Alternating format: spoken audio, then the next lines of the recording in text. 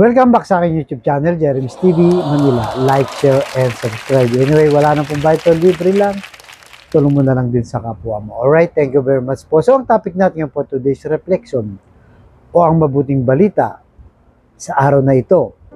So, kakapasok lang po ng linggo na to, ano ba? Marami po sa atin ang abala na. So, pagkagising natin, karamihan po sa ating lahat, unang hinahanap natin ay cellphone, di ba? Para matignan kung ano nga ba ang nangyayari sa social media. Minsan meron ka naman talagang purpose, pero dahil sa kaka-scroll mo sa Facebook, Instagram, Twitter, o kung ano pa mang platform yan, minsan nawawala ka talaga sa focus mo. Parang sa buhay din po natin, di ba? Na kung saan ay talagang busy ka. Pagising mo pa lang sa trabaho, nagmamadali ka na sa negosyo mo, o baka naman, yung pinagkakabisihan mo ay nasasayang lang ang oras mo o walang kabuluhan ang iyong ginagawa. Di ba? Kahit nga po sa cellphone, pag nanood ka lang ng YouTube, pagka hindi mo napigilan ng sarili mo, maraming lumalabas dyan sa TikTok, nauubos ang oras mo. Wala kang na-accomplish. Kumbaga, di ba? Kaya tayo, nire-remind po ng ating Panginoong Yesus, tayong lahat nire-remind tayo na may mas mahalagang bagay pa dyan. Sabi sa Mateo chapter 6 verse 33, ngunit hanapin muna ninyo ang paghahari ng Diyos at ang kanyang katwiran, at ang lahat ng mga bagay na ito ay idaragdag sa inyo. So po, no, malinaw po, ito yung 6 verse, the kingdom of the Lord. Kaya nga tayo po, no, mga Iskoyans, God first tayo, no? Kailangan po laging nauuna si Lord sa ating buhay. Di ba? Sa ating mga desisyon. Kailangan lagi po siyang nasa sentro. Kaya mas maganda po, kung kanina pagkagising mo, tumingin ka muna sa Facebook ng mga ibang bagay, di naman po masama, no? Tumingin ka at napunta ka sa mga kung ano-ano mga maritesan lang o kung ano mga chismis, unahin nyo na muna po yung morning prayer, no? Yung mga Bible verse. Pagkatapos nyong mabasa, i-share mo yan. Di ba? Pagkatapos mong ma-share, natural, yung pinag-sharean mo yan, mababasa din po yan. Anong gagawin ng mga nakabasa niyan? Magdarasal sila, tapos magpapasalamat sa Diyos. So napakasimpleng bagay na kumbaga nasa panahon po natin na hindi na may iwasan yung cellphone. So gamitin na po natin, no, isang tools para ikalat po ang mabuting balita. Alam naman po natin, no, sa kabila ng lahat po tayo halos Kristiyano, majority dito sa Pilipinas, minsan nakakalimutan po yung pagbabasa ng Bible.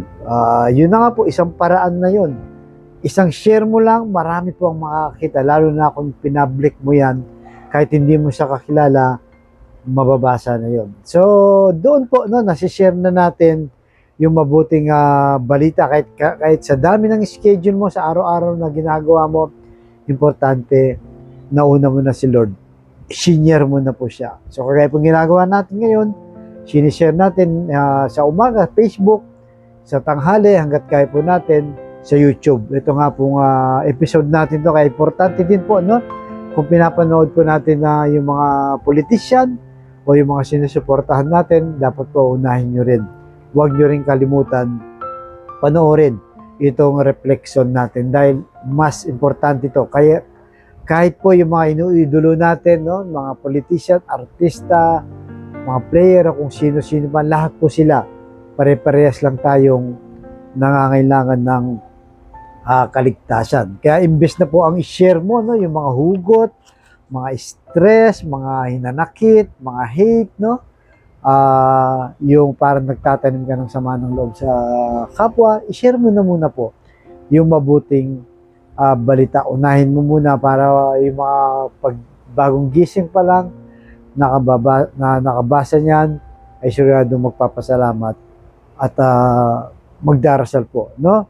Kaya napakalaking tulong po yung mga ganyang sinishare po natin, yung mabuting balita.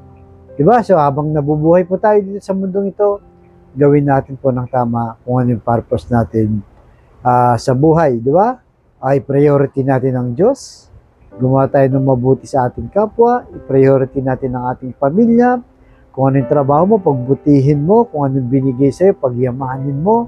Pagkatapos yan, ay ang susunod po ay pagpapala. Dahil inuna na po natin ang Diyos. Ganun lang po, no? Kasimple pero malaking bagay po at nakakagawa tayo ng mabuti, lalo pa yung pag-share po ng Bible verse sa pamamagitan ng cellphone na ating hawak sa araw-araw. Kaya sa kapatid nating nanonood sa aking vlog na may problema sa pamilya, financial, at kalusugan, sabayin mo ako sa napakasimpleng dasal na kung kayo maniwala at magtiwala sa ating Panginoong Yesus, ay tsak yun pagkakalob sa iyo sa tamang panahon. So tayo manalangin, Lord. I-bless niyo po ang kapatid naming nanonood sa aking vlog na may problema sa kanyang karamdaman. Isama niyo na rin po ang aming tita Mila na patuloy na nagre-recover sa kanyang kalusugan. Ganun po ang kanyang asawa. Gabayan niyo po si Tita Rolly na laging maalalay at nag-aasikaso sa kanya. At lahat po, Lord, lahat po na may karamdaman ngayon, hipuhin nyo ng iyong mapagpagaling na kamay. Kaplusin nyo po. Tanggalin po ang kanilang karamdaman. Alam naman po namin na walang imposible sa iyo kung iyong loloobin. At ganoon din po sa pamilyang nasisira o nagkawatak-watak dahil sa hindi pagkakaunawaan, dahil sa stress, dahil sa hindi pagpapatawad, dahil sa taas ng pride. Hipuhin nyo po kanilang mga puso na maging mapagkumbaba at mapagmahal sa bawat miyembro ng pamilya. Ganoon din po sa financial, Lord, na lahat kami nangangailangan. Pero dinadalangin ko po yung mga kapatid namin walang-wala po talaga. Na ultimo pambili ng 1 kilo lang ng bigas, pinoproblema pa kung paano nila iraraos ang kanilang pamilya. At i-bless niyo po ang aming hanap buhay para may provide namin ang pangangailangan ng bawat isa sa amin. At patawarin niyo po kami sa aming mga kainahan at kasalanan. Ang lahat na ito hiniling namin sa matamis na pangalan natin, Panginoong Yesus. Amen and amen. To God all be the glory. Sa ngalan ng Ama, ng Anak, ng Diyos Espiritu Santo. Amen and God first po.